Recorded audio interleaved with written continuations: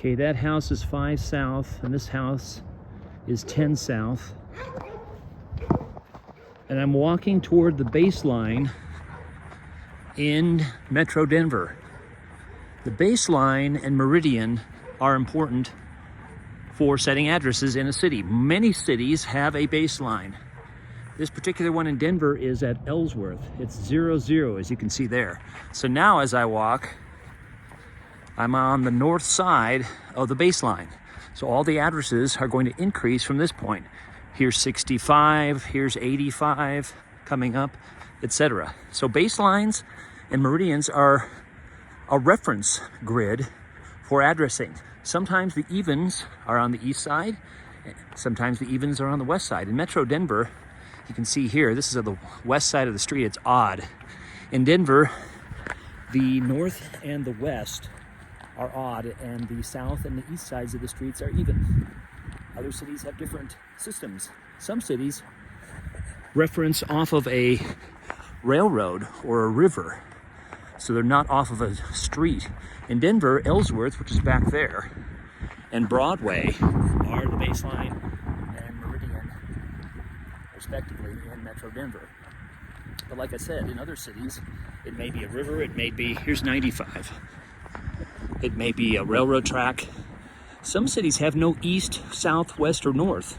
They're all either north or west or south or east. For example, if there's a river on the south side of the city, the addressing might all be from that river, and there may not be any south or west. Maybe all the addresses are actually north and east. So it just depends on the city, and that's what's wonderful about geography, is you can teach about latitude, longitude, the equator and the prime meridian, but you can also teach that same system in cities with addressing. So addressing systems are common in many parts of the world. Some parts of the world have no addressing systems, but latitude, longitude goes everywhere.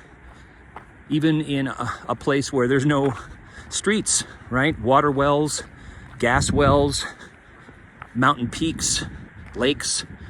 We use latitude and longitude in those places because they don't have a city street address. So it's an important concept.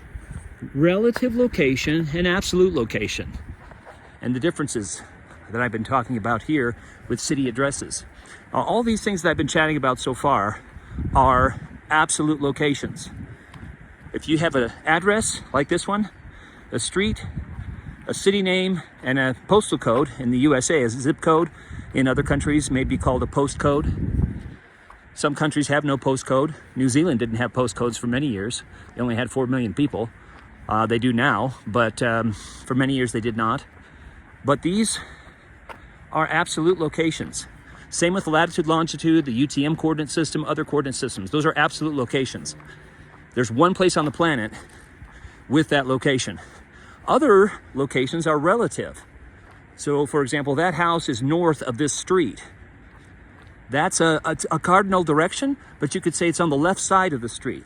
And you could say this building over here is down the way or to the right of this street. You can say that you want to turn left, right, go straight, go backwards, over there. Those are relative locations. The library is down the hill from the church. The post office is across the meadow from the school building, etc. Those are relative locations, and those are also useful.